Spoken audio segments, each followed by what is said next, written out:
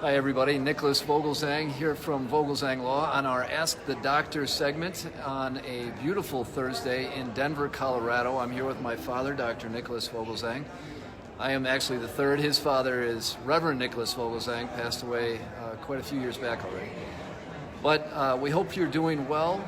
We wish the best for everyone who's in the path of Hurricane Florence today. I know it's hitting right about now, so we give them our best. Anyway, today is our Ask the Doctor segment, and it couldn't be in a better time or place.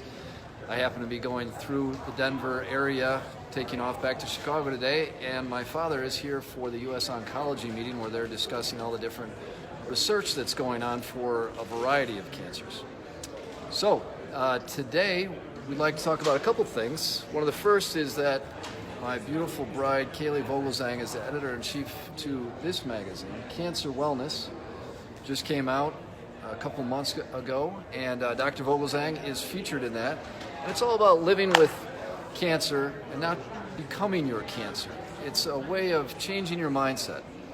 So that brings me to one of the questions I wanted to ask Dr. Vogelzang today was quality of life. It's a big buzz term that's heard a lot lately, and what can you say about quality of life for a cancer patient?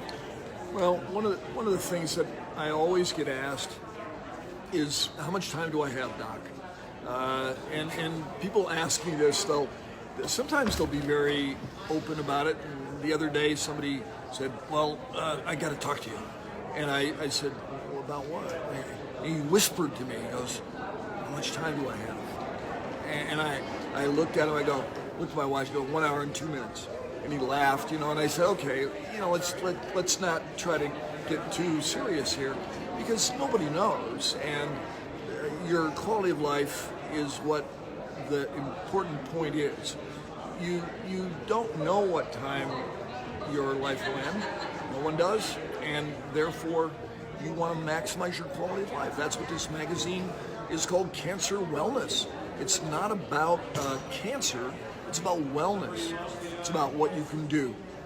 If you can ride a bike, if you can jog, great. If you can walk your dog, great. So when people say, how much time do I have?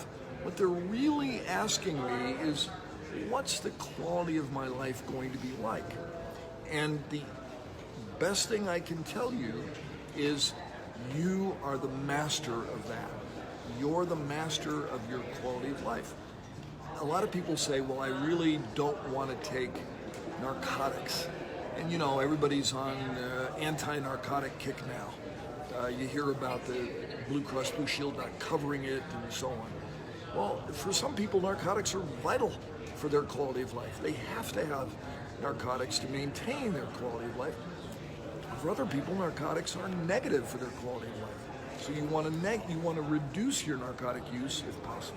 So let me ask you this. A lot of patients go in and they see their physician. Their physician says, we're doing this chemotherapy regimen because we're going to try to stop this cancer or cure this cancer.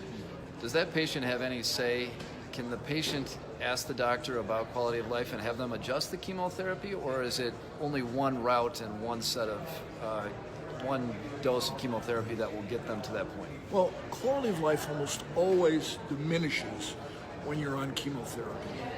And I always explain that to patients. I go, this is not going to improve your quality of life, it's going to improve your duration of life. And once we get you off the chemo, your quality of life will come back to probably better than it was before the chemo.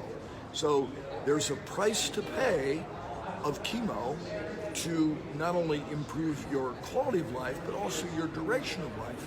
It's a very difficult equation, and you can't always come up with a simple answer.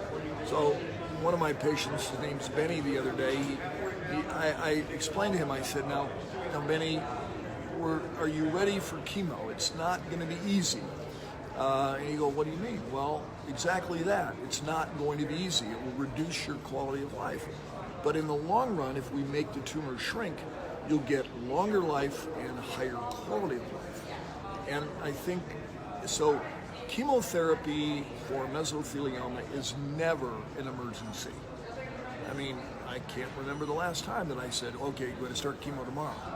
It's not an emergency.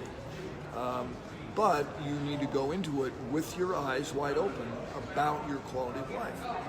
So is it fair to say to have a family plan, to sit and take a little bit of time and figure out how you want to deal with that diagnosis, both medically and spiritually, for lack of a better word?